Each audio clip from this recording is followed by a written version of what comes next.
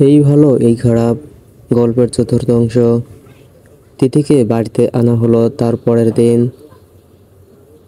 অদক্ষ হাতে একটা তুলতুলে বাচ্চা সামলাতে গিয়ে কত নাকানি চুবানি খেতে হলো তাকে। অধৈর্য সংযমহীন তিথি যেন এক রাতের মধ্যেই ভীষণ সংযমী হয়ে উঠেছে। রাতে চোখ বুজে ঘুমাতে তার উপায় নেই। যেমন বাপ তেমন ছেলে। বাপ ঘরদোর পরিষ্কার করতে করতে অর্ধেক রাত সাবার করে দেবে, আর ছেলে ক্যাকু করতে করতে ফজরের ওয়াক্ত হয়ে যাবে। রাতে ঘুমাতে না পেরে তিথি পড়েছে মহা মুশকিলে। দিনের বেলায় যত ঘুমাক, রাতের ঘুমের অভাবটা যেন পূরণ হতেই চায় না। সকালের দিকে একটু ঘুমাতে পারে, যাও 10টা হতে না হতেই বাবু আবারও ঘুম থেকে উঠে যায়। অবশ্য রাতে শুধু সে নির্ঘুম থাকে এমন না, তার সাথে সাথে তার বাচ্চার বাপও নির্ঘুম থাকে। তিথি স্বাস্থ্যবিধি মেনটেন করছে কিনা সেটা দেখার জন্য হলেও সে সারাক্ষণ মা ছেলেকে নজরে নজরে রাখবে। ভাগ্যিস কাজে চলে যায়, নইলে মরার মতো ঘুমানো ছুটে যেত তিথির। আজলান আজ হুট করে সন্ধ্যার দিকে বাড়ি ফিরে এলো। এসে দেখলো বাচ্চা কাঁদছে। তিথি তার কান্নাকে উপহাস করে বলছে, ভ্যা ভ্যা ভ্যা।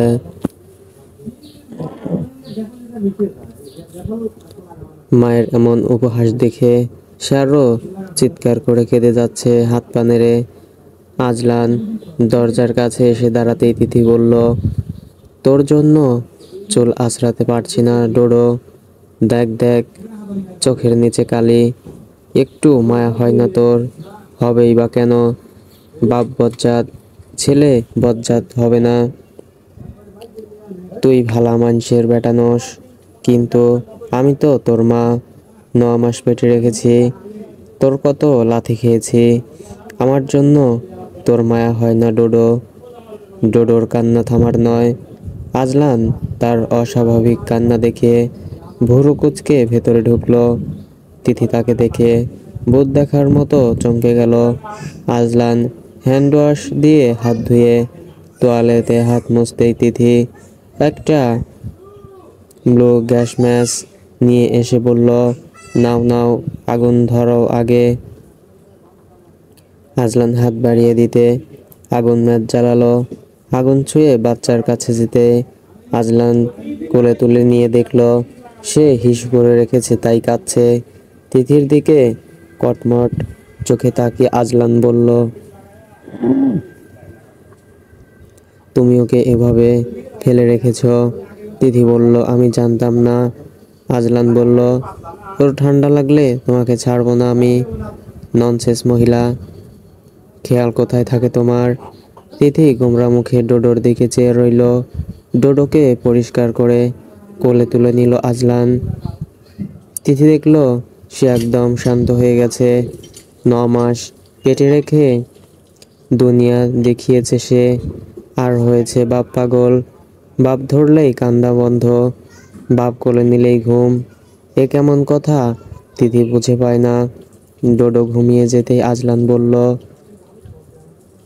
তুমি চুল আঁচড়ে নাও, আমি ফ্রেশ হতে যাচ্ছি। খবরদার শব্দ করে জিনিসপত্র ছোড়াছুড়ি করবে না।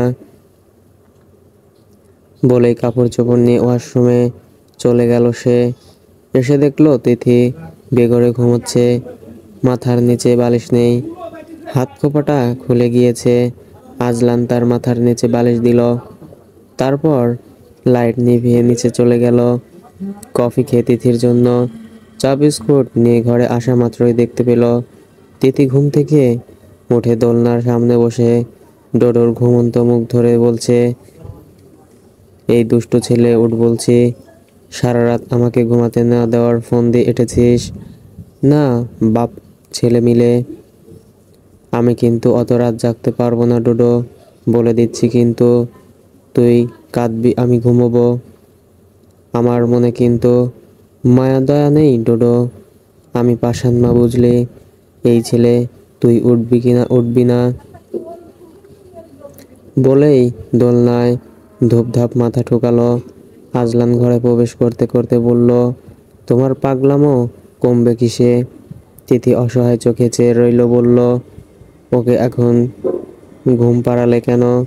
সারা রাত জেগে থাকবে, আমি জেগে থাকবো ওর সাথে।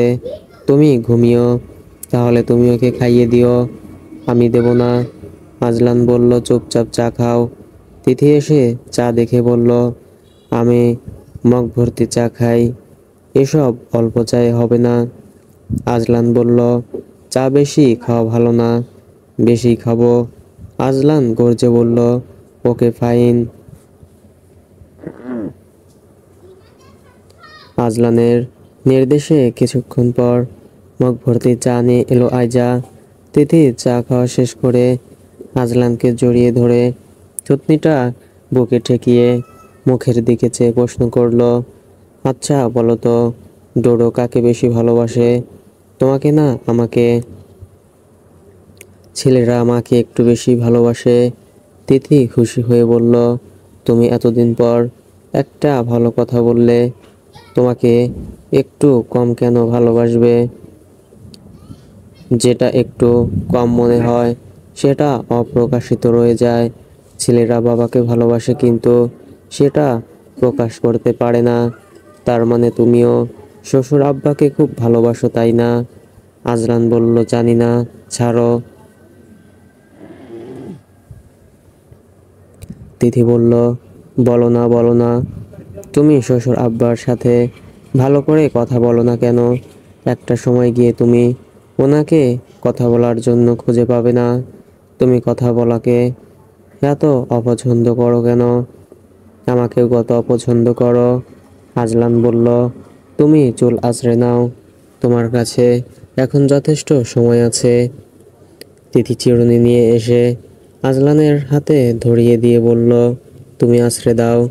আজলান আঁচড়ে দিতেই তিথি চেঁচিয়ে উঠে বলল, সব চুল ছিঁড়ে ফেললো, ইচ্ছে করে করছো তাই না? শাস্তি দিচ্ছ আমাকে। আজলান বলল, জট বেঁধেছে সেটা ছাড়িয়েছি, আজব। তিথি কেঁদে ফেলল প্রায়, বলল, তোমাকে যদি আমি ডোডোর পটিয়ার উকুন ভাজা না খাওয়িয়েছি। তিথির কথায় আজলান নির্বাক হতবুদ্ধি হয়ে দাঁড়িয়ে ফ্যাল করে চেয়ে রইল।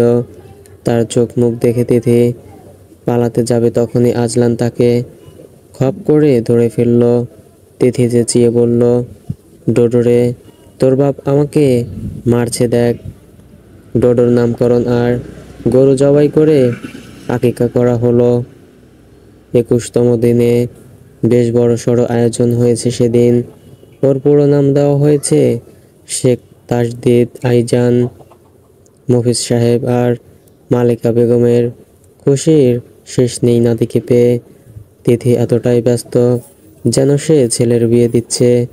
আজলান তাকে সারাদিন আশেপাশে দেখেনি।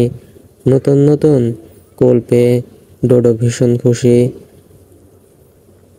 কোলে চড়ালে কান্না ভুলেও আসবে না তার। মেহমান কমে আসতেই তিথি রান্নাঘর থেকে এসে হাজির হলো। আজলানের পাশে এসে বসে বলল, ডোডো আজ অনেক টাকা পেয়েছে জানো। শাশুমা অনেক টাকা কট করে নিয়েছে, নইলে আরো বেশি হতো। বলেই টাকাগুলো হিসাব করতে লাগলো। হিসাব শেষে বলল, 23,000 টাকা। তুমি যে আমাকে হাত খরচ দিয়েছ সেখানে কিছু আছে, সেগুলো সহ টোটাল হয়েছে 30,000 টাকা। শোনো, এগুলো দিয়ে আমি ডোডোর বউয়ের জন্য একটা নেকলেস বানাবো। আজলান বলল, গুড ডিসিশন। তিথি তাকে জড়িয়ে ধরে তার গালের দাড়িগুলোতে আঙ্গুল গলিয়ে বলল, তোমাকে একটা দাড়ি ছাড়াই করার মেশিন কিনে দেব, তুমি আমার গালটাল ছিঁড়ে ফেলো। আজলান কাজে বেরোনোর আগে পই পই করে বলে দিয়ে গেছে, মেহবুব আইজানকে ভেজা অবস্থায় বেশিক্ষণ ফেলে রাখবে না। ওয়াশরুমে যাওয়ার আগে মাকে অথবা আইজাকে ডেকে নেবে। খাওয়ানোর পর ওকে কোলে নিয়ে বেশি দোল দেবে না, হাসাবে না। তিথি লক্ষ্মীটির মতো মাথা নেড়েছে। আজলান নিশ্চিন্তে কাজে গিয়েছে। ফিরতে দেরি হলেও তিথির জন্য একটা ফুল আনতে ভুলেনি, যদিও ফুলটা বাসি। সহকর্মী ওনার ওয়াইফের জন্য কেনার সময় একটা আজলানকে দিয়ে বলেছিল, আপনার বিবিকেও দেবেন, দেখবেন ভালোবাসার অভাব হবে না। ভালোবাসা শব্দে আজলানের এক প্রকার অ্যালার্জি আছে। বিয়ে করলে সংসার হবে, বাচ্চা কাচ্চা হবে, বউকে পরিমিত আদর সোহাগে রাখতে হবে, পাশাপাশি পরিমিত শাসনও করতে হবে। এটাই হচ্ছে মূল কথা। এখানে ভালোবাসা টালোবাসা শব্দগুলোর জায়গা কোথায়? যত সব অপ্রাসঙ্গিক কাব্যিক কথাবার্তাকে মানুষের মগজে ঢুকিয়ে দেওয়া হচ্ছে, যার ফলে সে এত আদর সোহাগে রাখার পরেও তার বউ বলে সে কাঠখোট্টা মানুষ, রোমান্টিক নয়, প্রেমিক নয়। বিয়ের পর সাংসারিক ক্যাচাল নামক সুখ দুঃখ আনন্দ বেদনার মধ্যে জীবনের আসল স্বাদ খুঁজে নিতে হয়। সেখানে প্রেমের জায়গা কোথায়?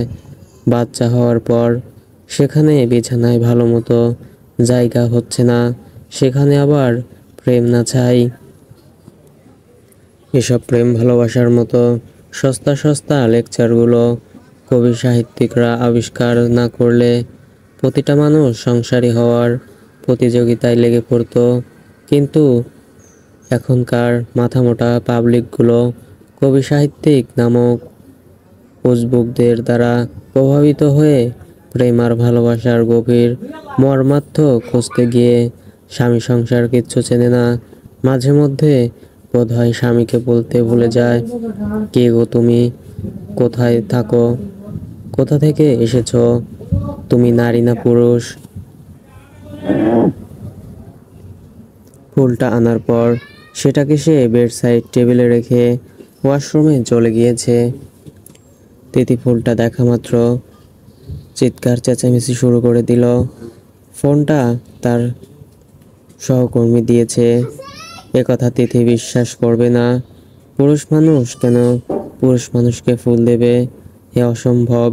কেন কিনেছে? একথাও ভুল, কারণ বাসি ফুল কেউ কিনবে না, তাও একটা। অতএব দাঁড়াচ্ছে ফুলটা কোনো মেয়ে মানুষ তাকে দিয়েছে। রাগারাগির ফাঁকে কান্নাকাটিও করে ফেলল তিথি। চুপ করে দাঁড়িয়ে দেখা ছাড়া আজলানের কিছুই করার রইল না। আজলান এমনিতেও রাতে ভালো করে ঘুমাতে পারে না। মা ছেলে দুজনেই বক বক বক বক করে। শ্বশুরের 22-23 বছরের বাচ্চাটা তার 2 মাস বয়সী বাচ্চাটার সাথে সারাক্ষণ বক বক তো করে রয়েছেই, সাথে সে কি হাসি, যেন তারা একে অপরের ভাষা বুঝে ফেলে।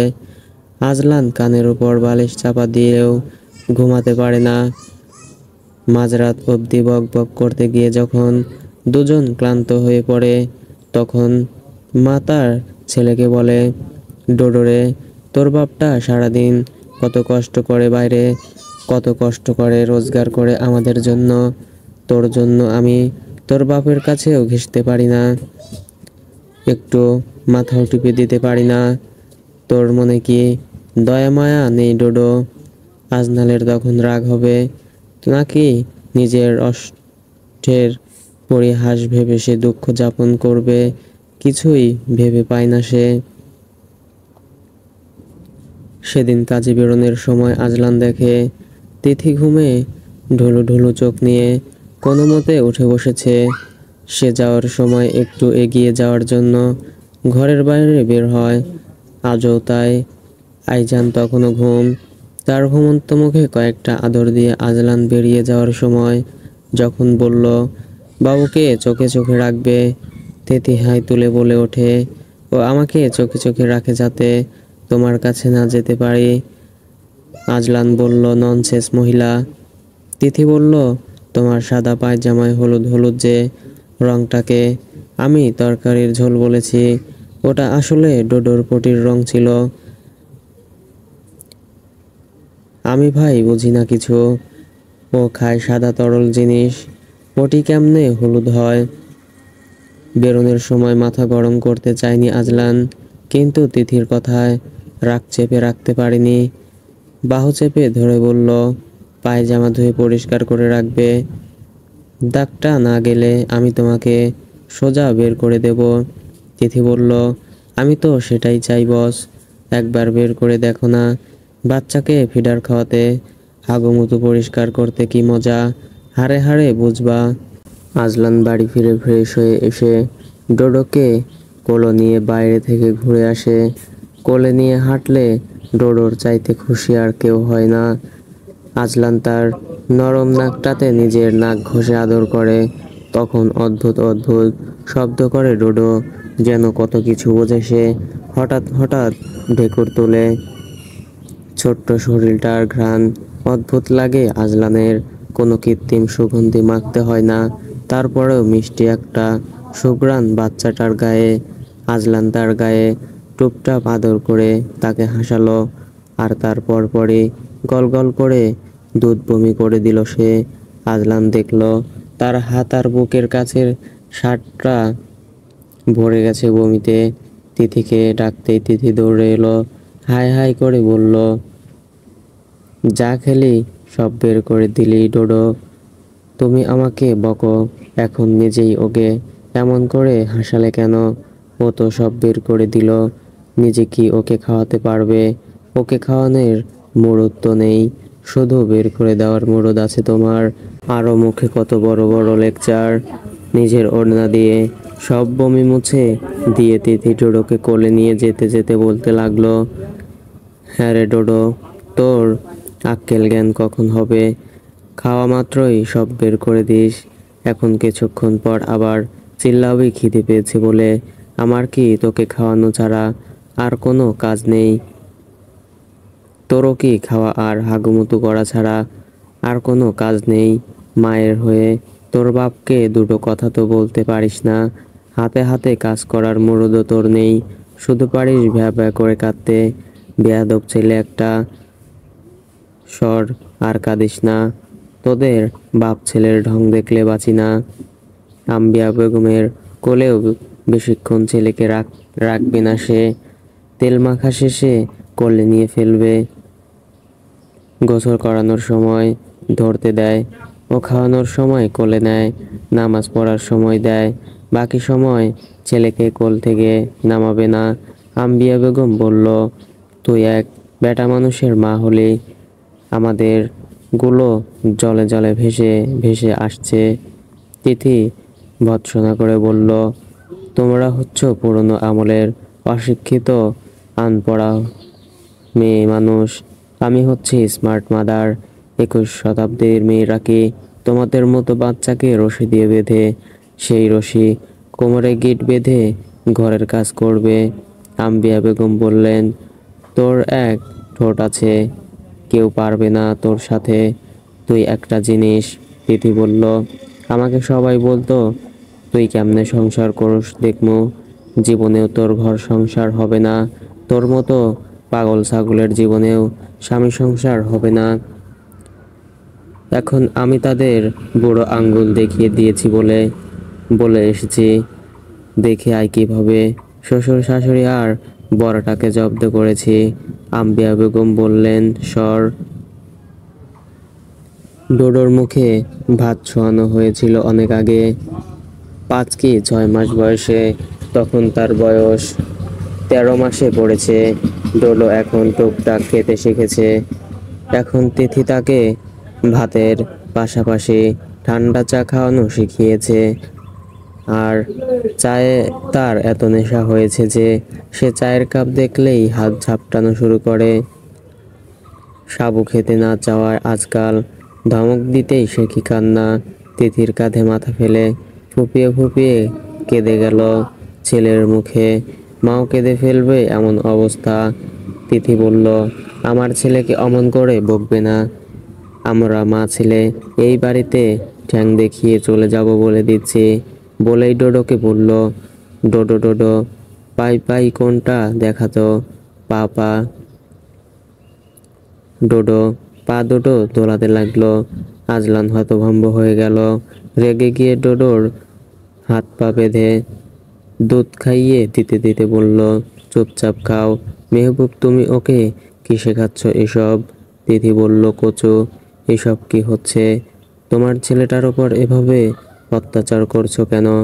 আজলান ধমকে বলল, শ্যাট আপ। তিথি ডোডোর কাছে এসে জিভ বের করে বলল, এই ডোডো, ডোডো, তোর বাপকে ভেঙচি দে তো।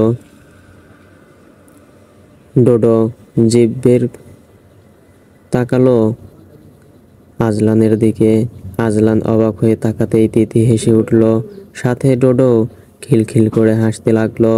রাগে আগুন হয়ে আজলান তিথিকে ধরতে যেতেই তিথি পালিয়ে গেল। আটঘাট বেঁধে আজলান তাকে ধরতে নেমেছে দেখে তিথি ছুটে এসে তাকে জাপটে জড়িয়ে ধরল। মুখ তুলে রাগান্বিত মুখটার দিকে তাকিয়ে বলল, আদর করার জন্য মিষ্টি সুরে ডাকতে হয়, এটা তুমি কবে শিখবে আফিসার? আজলান কিছু বলতে যাবে তার আগেই ডোডো, ডোডো, চোখ বন্ধ কর বলে তিথি চোখ বন্ধ করে দেখালো। ডোডো তার দেখা দেখি চোখ বন্ধ করতেই তিথি আজলানের মাথা টেনে গালে ঠোঁট চেপে চুমু খেয়ে বলল, ডোডো, চোখ খোলার আগে আমার পাওনা দিয়ে ফেলো বস। তুমি তো আমার ঋণী হয়ে থাকতে চাও না। আজলান বলল, আগামী 7 দিনের মধ্যে ওর চায়ের নেশা কমাতে, নয়তো তোমাকে আমি বাড়ি থেকে সোজা বের করে দেব। তিথি বলল, সাথে ডোডোকে ফ্রি, ঠিক কিনা? জোরে বলো, ঠিক কিনা? ডোডো ঘুম থেকে ওঠা মাত্রই কোলবালিশ ধরে উঠে বসেছে। তারপর হাত দিয়ে চোখ কচলাতে কচলাতে কেঁদে তার মাকে ডাকলো। তিথি এসে তাকে কাঁদতে দেখে বলল, আমাকে জ্বালাতে উঠে বসেছে, তোর চোখে কি ঘুম নেই ডোডো? ডোডো হাত বাড়িয়ে দিল মায়ের দিকে, কোলে নেওয়ার আবদার জানিয়েছে। তিথি কোলবালিশ নিয়ে ফেললে ডোডো ঢলে পড়ে গেল বিছানায়। পড়ে যাওয়ায় কেঁদে উঠলে তিথি তাকে ভ্যা ভ্যা বলে উপহাস করলো। মায়ের উপহাস করা দেখে রাগে দুঃখে জোরে জোরে কাঁদলো ডোডো। আম্বিয়া বেগম দরজা ধাক্কা দিতে দিতে বলল, আমার নাতিটারে এত কাঁদাচ্ছিস কেন রে? তিথি বলল, ডোডো আরো জোরে কাঁদ, আজ তোর বাপ এলে বলবি তোমার বউ আমাকে মারছে। বলবি তো, তুই তো বোবা, কিভাবে বলবি? কান্নায় করায় ডোডোর চোখ লাল হয়ে গেল। তিথি কোলে তুলে দুগালে আদর করতে করতে বলল, ওলে ওলে বাবালে, তুই দেখছি আমার চাইতে কম ঢং জানিস না ডোডো। ছেলেকে আদর করতে করতে হাসতে লাগলো তিথি। বলল, আয়জা, চা আনো তো আমার ছেলের জন্য, মগ ভরে চা আনবে। ডোডো এদিক ওদিক তাকালো। তিথি হেসে বলল, ওরে চালাক রে, তুই এমন চা খোর কেমনে হলি রে ডোডো? তোকে চা খাওয়ানো যাবে না আর, আমি চা পাতা আর দুধ কিনতে গিয়ে ফকির হয়ে যাব পরে। আমার জামাইয়ের টাকা পয়সার প্রতি আমার একটা দরদ আছে। ডোডো গা ঝাড়া মেরে মাকে হাঁটার জন্য ইঙ্গিত দিল। দরজার দিকে আঙ্গুল দিয়ে দেখিয়ে দিল। তিথি বলল, পারবো না হাঁটতে। তুই আমাকে পেয়েছিসটা কি? আমার গায়ে ভীষণ জ্বর ডোডো, তোর জামা কাপড় ধুতে ধুতে আমি শেষ হয়ে যাচ্ছি, তুই আমাকে এত জ্বালাস কেন? ডোডো মায়ের মুখের দিকে তাকিয়ে রইল। তিথি তার নাকে টুপ করে আদর দিয়ে বলল, হা করে কি দেখছিস? তোর মা কালো তাই তো। ডোডো হাসলো। তিথি বলল, ও মা আবার হাসে। ডোডো আজকাল কিছু কিছু শব্দ উচ্চারণ করে। তিথি ওর কথা শুনে হেসে গড়াগড়ি খায়। ডোডো ড্যাব ড্যাব করে মায়ের দিকে তখন চেয়ে থাকে। তিথির এই কয়েক মাস ডোডোকে নিয়ে সময় কেটে গেছে। আজলান বাড়িতে একদম সময় দিতে পারেনি। কাজের চাপে ঢাকা থেকে চট্টগ্রাম ফিরলেও তারপরের দিন আবারও সদরে রওনা দিতে হয়েছে। তাদের মিশন শেষ হওয়ার পর হঠাৎ করে সে না জানিয়ে একদিন বাড়িতে ফিরল। বাড়ি ফিরে শুনতে পেল তিথির ভীষণ জ্বর, তাই ঘরে ওর ছেলেকে নিয়ে শুয়ে আছে। আয়জা বলল, বাবু ঘুমিয়েছিল, তাই ওর মায়ের পাশে শুইয়ে দিয়ে এসেছি।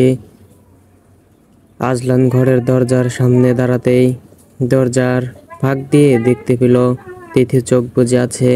ডোডো উঠে বসেছে, মায়ের গায়ে হাত দিয়ে খামচে দিচ্ছে। কেন তার মা অমন করে শুয়ে আছে, চোখ বুজে, এটাই তার প্রশ্ন। ওর খামচি খেয়ে তিথির ঘুম ছুটে গিয়েছিল যদিও, কিন্তু সে চোখ বুজে শুয়ে আছে। ডোডো ওর বুকে দুহাতে খামচে দিতে দিতে বলল, আম্মা আম্মা, তুত্তু দো। তিথি ওর হাত সরিয়ে দিয়ে বলল, নেই, তোর বাপের কাছে যা, সারাক্ষণ শুধু খাই খাই করবে, দেব না তুত্তু। ডোডো ঠোঁট টানলো, তারপর ধপাস করে মায়ের গায়ে উঠে মাথা ঠোকালো। তিথি হাসতে হাসতে বলল, তোর মায়ের খুব জ্বর ডোডো, তার উপর মারছিস। ডোডো শাড়ির আঁচলের তুলে মুখ ঢুকিয়ে বলল, তুত্তু দে। তিথি হেসে উঠে তার গালে আলতো করে চড় দিল। ডোডা বসে দুই হাতে চোখ কচলাতে কচলাতেই ফোঁপাতে লাগলো। তিথি বলল, আচ্ছা আচ্ছা, কান্না করে না। ডোডো বসা অবস্থায় মায়ের শাড়ির আঁচল মাথার উপর তুলে দিয়ে মুখে শব্দ করলো, তিথি ঘুমিয়ে গেল। আজলান দরজা খুলে ঘরে ঢুকতেই ডোডো শাড়ির আঁচল তোলা থেকে বেরিয়ে এসে আজলানের দিকে ড্যাব ড্যাব করে তাকালো। হেসে আবারও মায়ের বুকে মুখ লুকিয়ে নিল। কিছুক্ষণ পর আবারও বেরিয়ে এলো। আজলান হাত ধুয়ে এসে তার কাছে এসে বলল, মা ঘুম আর আপনি খাওয়া দাওয়া করেছেন? ডোডো তিথির গায়ের উপর উঠে শুয়ে থাকলো, শাড়িটা মাথার উপর তুলে দিয়ে। আজলান সেখান থেকে টেনে টেনে কোলে নিয়ে বলল, মাকে জ্বালাচ্ছেন কেন? ডোডো বলল, তুত্তু। আজলান বলল, তুত্তু খাচ্ছেন? বাবা আপনার জন্য ঘোড়া এনেছে, দেখবেন। সুটকেস থেকে একটা কাঠের ঘোড়া বের করে দিল আজলান। রিমোট চেপে দিয়ে সেটি হুঙ্কার ছাড়ে, তারপর দৌড়ায়। এক একবার চেপে দিলে সেটি পুনরায় ফিরে আসে। ঘোড়াটি পা তুলে হুঙ্কার তুলে ছুটতে দেখে ডোডো কি খুশি, চিল্লিয়ে উঠল হাততালি দিয়ে তার খুশি দেখে। আজলান তার গালে চেপে চেপে আদর করলো। ডোডো খেলার ফাঁকে আবারও বিছানায় উঠে গেল, আবারও মায়ের বুকে মুখ আড়াল করে শাড়িটা মাথার উপর টেনে দিল।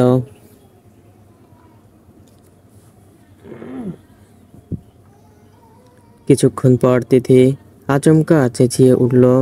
আজলান ভড়কে গিয়ে ওর চেঁচামেচি শুনে তিথি ডোডোকে ঠাস করে মেরে বলল, অসভ্য ছেলে, তোর সব কটা দাঁত ফেলে দেব আমি।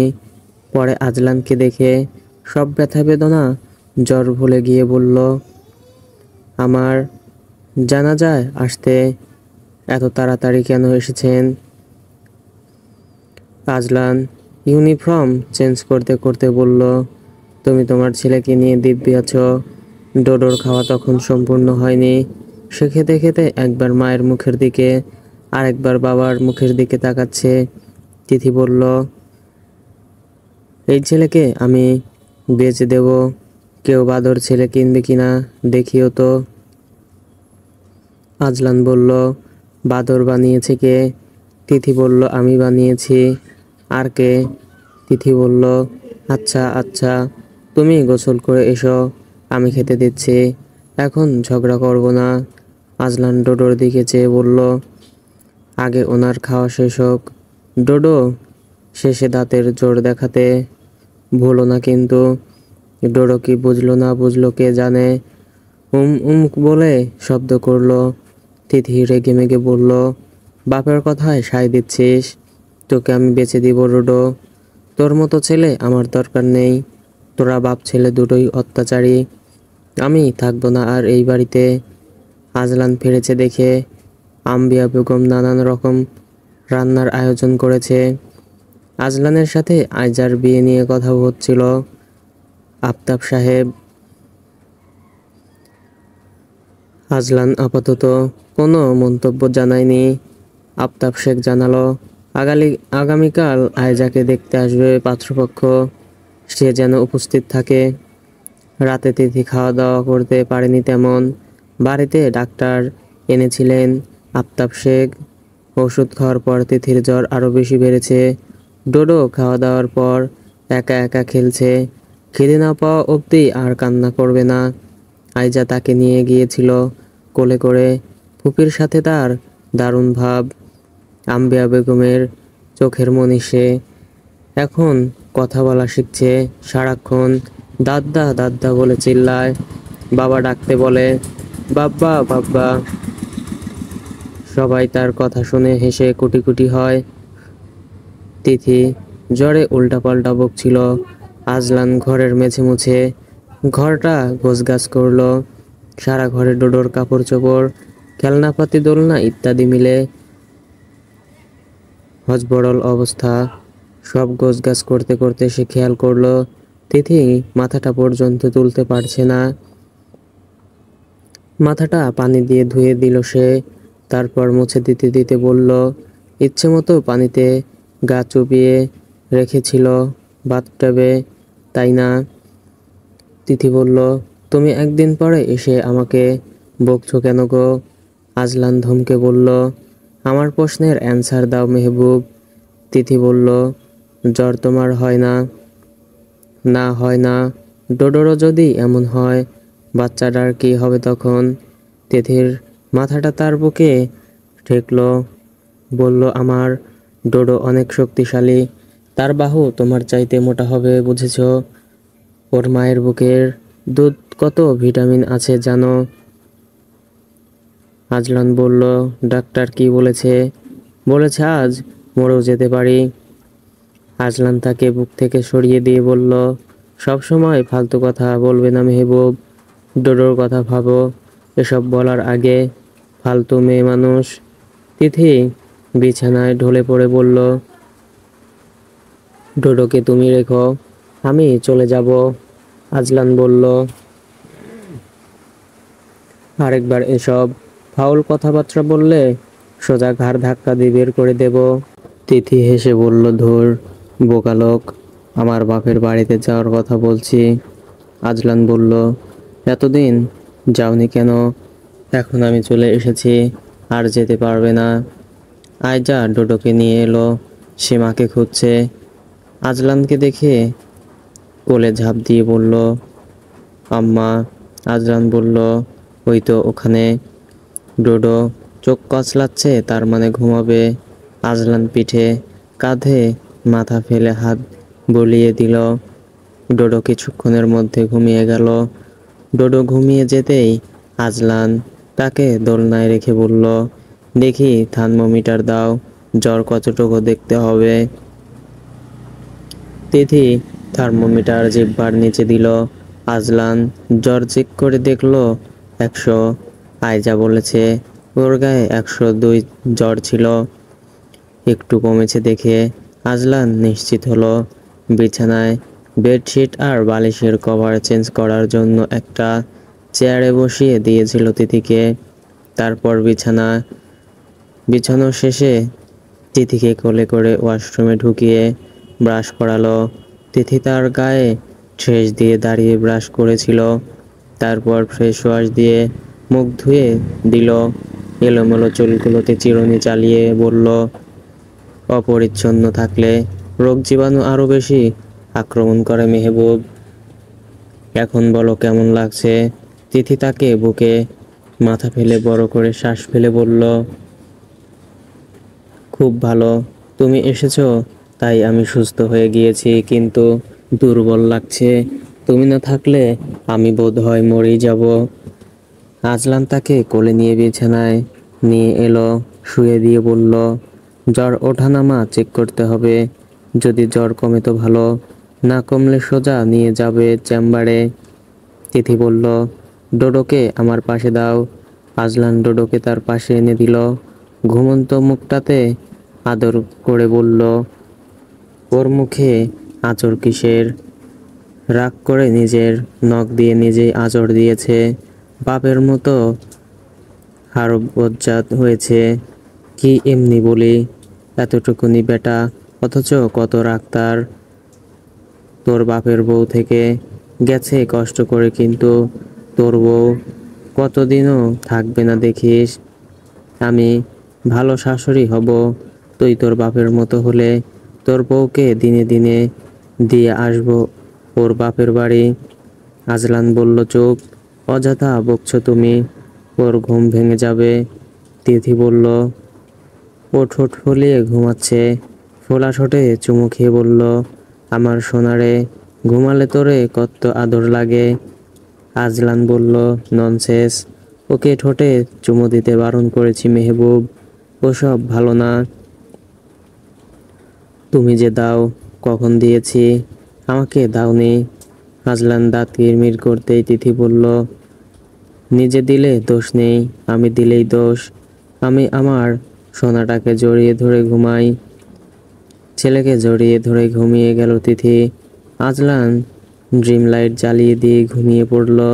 মাঝরাতে তিথি ডোডোকে তার পাশে এনে আজলানের বুকে গুজে দিয়ে বলল, কতদিন পর এসেছো, তোমাকে একটু জড়িয়েও ধরিনি। এই। আজলান গভীর ঘুমে আচ্ছন্ন। তিথি তার বুকে মুখ ঠেকিয়ে ঘুমিয়ে গেল। আজলান অনেকক্ষণ পর বলে উঠল, জ্বর কেমন তোমার? তিথি বলল, অনেক বেশি। আজলান তার কপাল চেক করলো। তিথি বলল, জ্বর তো এখানে থাকে। বলে আজলানের হাতটা উদরের উপর রাখলো। আজলান উদর ধরে টেনে এনে জড়িয়ে ধরে বলল, কমে এসেছে। তিথি বলল, অনেক জ্বর আছে এখনো। আজলান বলল, আচ্ছা, সকালে ওষুধ দেব, ঘুমাও চুপচাপ। তিথি বলল, এখন দাও, সকালে ডোডো জেগে উঠবে। আজলান ভালো করে চোখ মেলে দেখল, ডোডোকে ওপাশে রেখেছে তিথি। সে অবাক কণ্ঠে বলল, তুমি ওকে ওদিকে রেখেছো কেন? তিথি বলল, আমার তোমার সাথে লেপ্টে ঘুমাতে ভালো লাগে।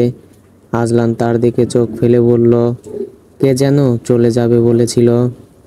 হ্যাঁ, তাই তো, সময়টা আসতেছে, কিন্তু আমার খুব কষ্ট হচ্ছে। তুমি না থাকলে আমার কিচ্ছু ভালো লাগে না। আজলান বলল, তাহলে যেও না। না যেতে হবে, বাপের বাড়ির জন্য মন পড়ছে, সাথে তোমাকেও বুঝতে হবে। আমি না থাকলে কেমন লাগে, ডোডোকেও বোঝাতে হবে। আজলান বলল, ঘুমাও চুপচাপ। তিথি বলল, খুব শীত করছে, তোমার গা কি গরম? তোমারও কি জ্বর? না, আমার গা সব সময় এমন থাকে, মাথার মতো গাও সব সময় গরম থাকে। বুঝলাম। তিথি তার বুকে নিজেকে আড়াল করার চেষ্টা করতেই আজলান তার বুকের নিচে চেপে ধরে গলায় মুখ গুজে বলল, আর কোনো নড়াচড়া করলে সোজা বের করে দেব। তিথি বলল, আদর করার সময়ও ধমকায়, কেসটা কি বুঝলাম না আজও। ভোর নাগাদ ঘুম ভাঙতেই আজলান দেখল ডোডো তাদের মাঝখানে চলে এসেছে। মাথাটা তিথির পেটের সাথে লেগে আছে, একটা পা আজলানের মুখের উপর, আর একটা গলায়। আজলান আফসোসের সুরে বলল, সব আয়ত্ত করে নিয়েছে মায়ের কাছ থেকে। আয়জাকে পাত্রপক্ষ দেখতে এসেছিল। পাত্র এনজিওতে চাকরি করে। আফতাব সাহেবের সাথে বেশ কথাবার্তা চলছিল পাত্রের বাবা, চাচা আর মামার সাথে। পাত্র এসেছে, পাত্রের মায়ের সাথে বসে আছে সে। আজলানকে কয়েকবার ডেকে পাঠিয়েছে আফতাব শেখ, তিনি এসে তাকে বলেছে, কিন্তু সে এমনভাবে সেজেগুজে রেডি হচ্ছে যেন আইজাকে নয়, তাকে দেখতে এসেছে। তিথি মহাবিরক্ত। সে একটা মেরুন রঙের শাড়ি পরেছে। আজলান তাকে চোরা চোখে দেখে বলল, ওদের সামনে যাবে না। তিথি আর কথা শুনে ভুরু কুচকালো, বলল, কেন? আমাকে পছন্দ করে নেবে বলে। আজলান ধমকে বলল, সব সময় মুখের ওপর কথা বলার স্বভাব কমাও নইলে। তিথি বলল, বের করে দেবে তাই তো, এটা ছাড়া তুমি আর পারবাইটাই বাকি। আজলান আর কিছু বলল না। তিথি মুখ ঝামটা মেরে চলে গেল। ডোডো তার দাদা ভাইয়ের কোলে বসে আছে, রিমোট নিয়ে খেলা করছে। সবার কথা ফাঁকে ফাঁকে সেও কথা বলে উঠছে, কি বলছে সে নিজেই জানে না। অনেকক্ষণ পর আজলান এসে বসলো সেখানে। সবাই তাকে দেখে দাঁড়িয়ে হাতে হাত মিলিয়ে কুশলাদি বিনিময় করেছে। আজলান বসতে বসতে দেখলো পাত্রের গায়ের শার্ট কুঁচকানো, বারবার নাকের মাথা চুলকাচ্ছে। যে পারফিউমটা ইউজ করেছে সেটার গন্ধ করা, দাড়ি নেই, ঠোঁটের ওপর একগুচ্ছ গোঁফ রাখা, তাও তৎকালীন রাজা বাদশাদের মতো করে রাখা। আফতাব শেখ বললেন, আমার 2 মেয়ে 1 ছেলে। মেয়ে 2টা ছোট, ছেলেটা বড়। এক মেয়ের বিয়ে দিয়ে দিয়েছি। মেয়ের বর ইনকাম ট্যাক্স অফিসার, আর ও র্যাবে জয়েন করেছে 2 বছর হলো। আয়জা সবার ছোট, আমার বড় আদরের মেয়ে।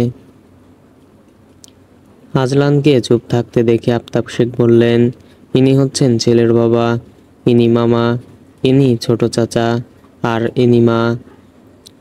আজলান ছেলের মায়ের উদ্দেশ্যে বলল, আপনি আমার বোনকে একা দেখতে আসতে পারেন, ও সবার সামনে আসবে না। পাত্রপক্ষ শুনতেই বুঝে গিয়েছে ভাইটা গোড়ার টাইপের হবে। কথাবার্তায় অহংকার ঝরে পড়ায় তারা একেবারে সিটিয়ে গেছে। আজলানের কথার অপমানিত বোধ করল তারা। আফতাব শেখ হেসে বললেন, আয়জাকে একটু ডাকো, দেখা দিয়ে চলে যাক। আজলান বলল, আমি কি বলেছি তা বোধ হয় শুনতে পাননি। আফতাব শেখ ছেলের ওপর ক্ষুব্ধ হলেন, কিন্তু তা চেপে রেখে মলিন হেসে পাত্রের মায়ের উদ্দেশ্যে বললেন, আপনি দেখে আসতে পারেন, আমরা কথাবার্তা এগোই। রমলা চাচি এসে পাত্রের মাকে নিয়ে গেল। সবাই কথা এগুলো, আজলান শুধু চুপচাপ শুনল। আয়জা কাঁদতে কাঁদতে শাড়ি পরেছিল। আম্বিয়া বেগম চড় মেরেছিলেন সকালে। মা মেয়ের মধ্যে তিথি তখন নাক গলায়নি। আম্বিয়া বেগম ওকে কাঁদতে দেখে বললেন, বিয়ে কি এখন হয়ে যাচ্ছে? আজব, তোর ভাই যেখানে দাঁড়িয়ে বিয়ে দেবে সেখানে তোর এত কান্না কিসের? আয়জার কান্না তবুও থামার নয়। তাকে তিথি শাড়ি পরিয়ে দিয়েছিল। শাড়ি পরিয়ে দেওয়ার সময় আয়জা বারংবার তার চোখ মুছে যাচ্ছিল। এখন তাও কান্না একটু থেমেছে। পাত্রের মা এসে তাকে খুঁটিয়ে খুঁটিয়ে দেখল। তিথিকে বলল, আপনি ওর ভাইয়ের বউ? জি। পাত্রের মা তাকেও দেখলো ভালো করে। আম্বিয়া বেগম বললেন, আমার মেয়ে লাখে একটা, কোনো দোষ ত্রুটি খুঁজে পাবেন না। আদরে আদরে মানুষ হয়েছে, তাই কাজবাজ একটু কম পারে, কিন্তু শিখিয়ে দিলে সব শিখে নেবে। পাত্রের মায়ের সাথে আম্বিয়া বেগম অনেক কথাবার্তা বলল। পাত্রের মা বেরিয়ে যেতেই আয়জা শাড়ি খুলে ছুঁড়ে মেরে বলল, করব না বিয়ে আমি, আমাকে কোরবানির বকরি পেয়েছে সবাই মিলে। শাড়িটা বিছানায় ছুঁড়ে মেরে বসে কাঁদতে লাগলো সে। তিথি তার কান্নার পেছনের আসল রহস্য জানে, কিন্তু মুখ খোলার সুযোগ নেই। যদি মুখ খোলে তাহলে তাকে আয়জার রক্ষে নেই, সাথে তারও। আয়জা বলল, ভাইয়াকে বলো আমি বিয়ে শাদি করব না এখন। তিথি বলল, না বাপু, পারবো না। আমার বরের সাথে সম্পর্ক একটু ঠিকঠাক হয়েছে, এখন কোনো ঝামেলায় আমি নেই। তা শুনে আয়জা কেঁদে বলল, তাহলে বেরিয়ে যাও এখন। তিথিকে বের করে দিল সে। ভেতর থেকে দরজা বন্ধ করে দিয়ে বলল, আমি মরব, তবু এই বিয়ে করব না। তিথি দরজায় ঠোকা দিয়ে বলল, আরে বাবা, আমার কি করার আছে? তুমি আমার উপর রাগ দেখাচ্ছ কেন? ডোডোর আব্বা এমনিতেই আমাকে একটু টেনে নেওয়া শুরু করেছে। তার মধ্যে আমি ওর বিপক্ষে কাজ করলে ও আমার উপর ক্ষেপে যাবে না। তোমার মদনটার ফোন নাম্বার দাও আমাকে, আমি কথা বলে দেখি। দরজা খুলো। দেখো, দরজা না খুললে আমার আর কিছু করার নেই। আয়জা দরজা খুলে বলল, তুমি ভাইয়াকে রাজি করাবে তো? তিথি ওর দিকে চুপ করে চেয়ে রইল। আয়জা বলল, না পারলে আমাকে মুখ দেখিও না, যাও, বলেই দরজা বন্ধ করে দিতে যাচ্ছিল। তিথি দরজা আটকে বলল, আচ্ছা আচ্ছা, কাঁদো না, আমি চেষ্টা করব, চিন্তা করো না, ওই মদন তোমার হবেই। পাত্রপক্ষ চলে যাওয়ার পর বাবা ছেলের মধ্যে তুমুল যুদ্ধ শুরু হলো, কথা কাটাকাটি, তারপর বাকবিতণ্ডায় লিপ্ত হলো। আর এখন জিনিস ছুটছেন আফতাব শেখ শ্বশুর মশাইকে। এর আগে এত রাগ করতে দেখেননি তিনি। শাশুড়ির কথা শুনে সব বোগাস মনে হলো তার, কিন্তু খেপে গিয়ে টিভির রিমোট আছাড় দিতে দেখে তিথি সহ বাড়ির সকলেই ভীত হয়ে গেছে। তিনি চিৎকার করে বললেন, কত বড় বেয়াদব হয়েছ তুমি, বাড়িতে গাদ্দারের মতো কথা বলো তা ঠিক আছে, তাই বলে কুটুমদের সামনেও? মেয়ে আমার, সিদ্ধান্ত আমার, তুমি কে নাক গলানোর? আজলানো ওনার মুখের উপর সাপ সাপ জানিয়ে দিল, আপনার সিদ্ধান্ত আমি মানব না। ও যেমন আপনার মেয়ে, তেমন আমার বোন, একজনকে তো দিয়েছেন বিয়ে, শ্বশুর শাশুড়ি তাকে আলাদা করে রেখেছে। তুমি ভুলে যেও না, তোমার বউ আমি পছন্দ করে এনেছি, ও এখন তোমার বাচ্চার মা, দিন শেষে ওর সাথেই তুমি সংসার করছো। আজলান বলল, উদ্ধার করে ফেলেছেন, এরকম বউ পছন্দ করে আপনি আমার সাথে আর আতিফার সাথে যেটা করছেন সেটা আমি আয়জার সাথে করতে দেব না। বাবা ছেলে দুজনেই হিংস্র সাপদের ন্যায় ফোঁস করছিল মুখোমুখি দাঁড়িয়ে। তিথি আর আম্বিয়া বেগম এসে দুজনকে শান্ত হতে বললেও তারা শান্ত হলো না। আফতাব শেখ বললেন, তোমার গালে ঠাস ঠাস করে চড় বসাবো আমি। আমার ছেলে তুমি, আমার বড় হয়ে যাওনি এখনো, তোমার আগে দুনিয়াতে এসেছি, তোমার চাইতে বেশি মানুষ চিনি আমি। আজলান বলল, চেনেন না? কে বলেছে? বেশ মানুষ চেনেন আপনি, বোকা হাদা, নোংরা বস্তির লোকজন ধরে আনেন যেখান থেকে পারেন সেখান থেকে।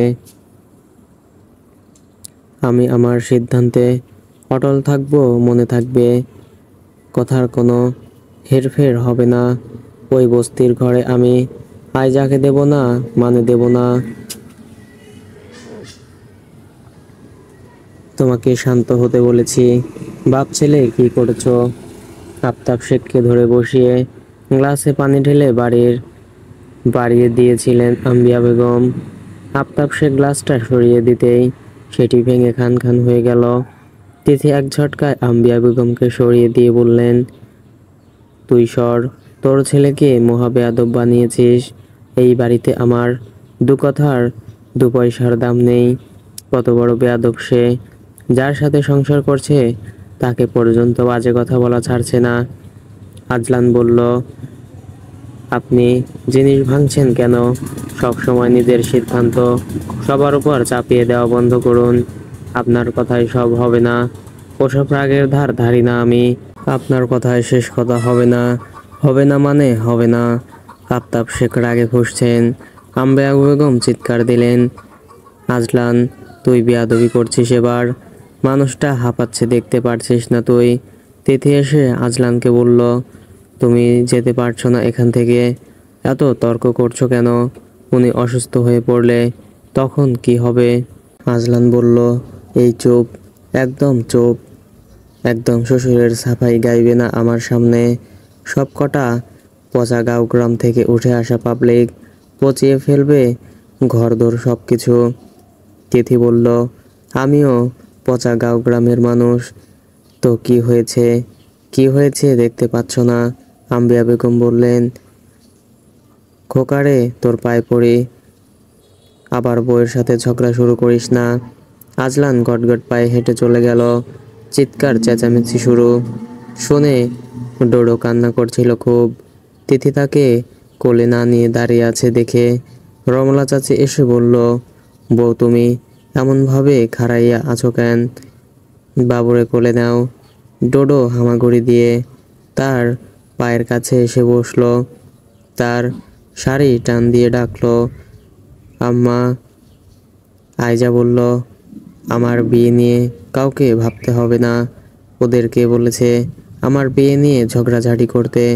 তিথি বলল, এখন কিছু বলো না প্লিজ, আগুন হয়ে আছে সবাই।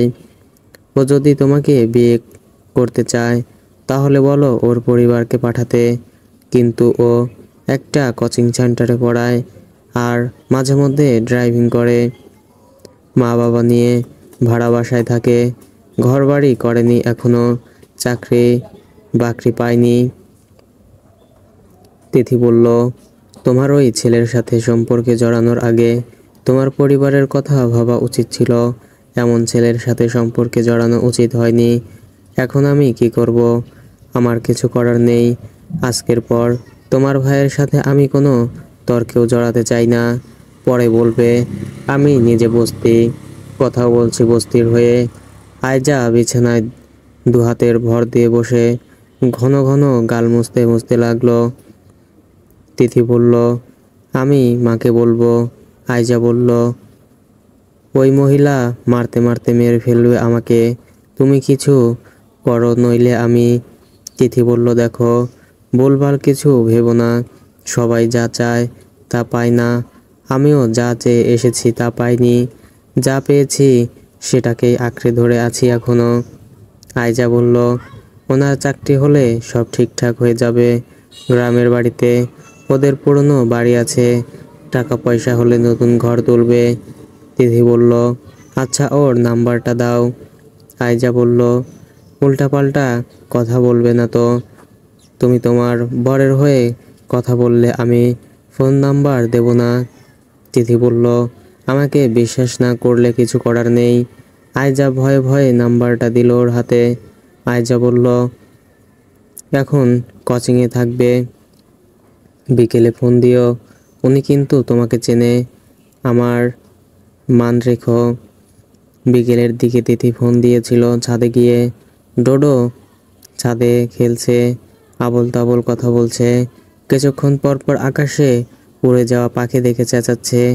তিথির ফোন রিসিভ করেনি ছেলেটা, কিন্তু 15 মিনিট পর নিজ থেকেই ফোন দিয়ে সালাম দিয়ে বলল, আসসালামু আলাইকুম।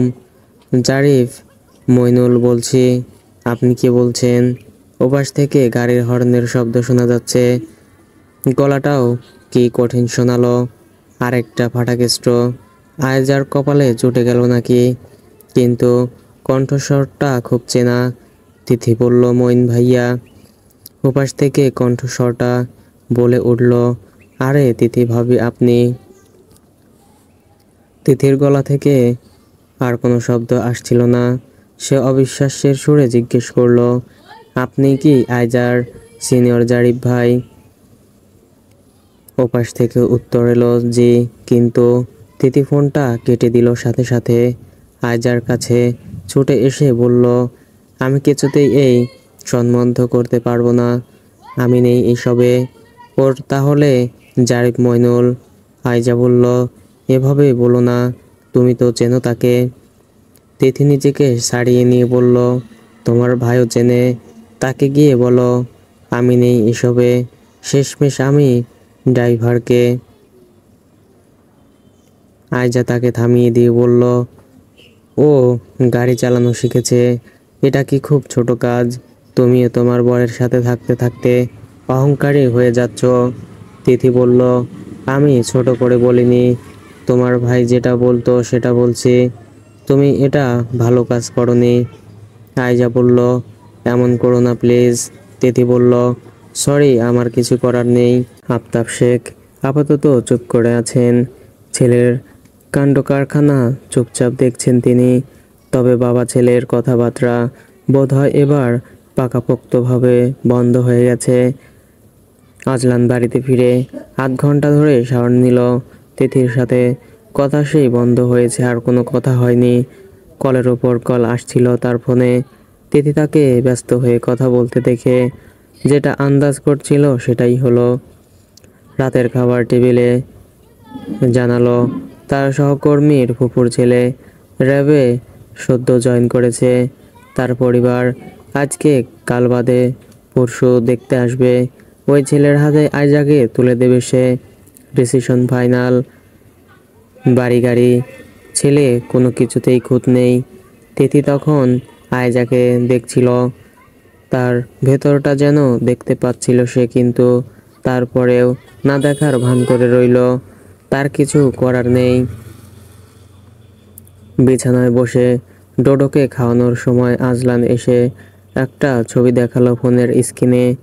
তিথিও বলল, এটা আইজা আর আইজার বাবাকে গিয়ে দেখিয়ে এসো।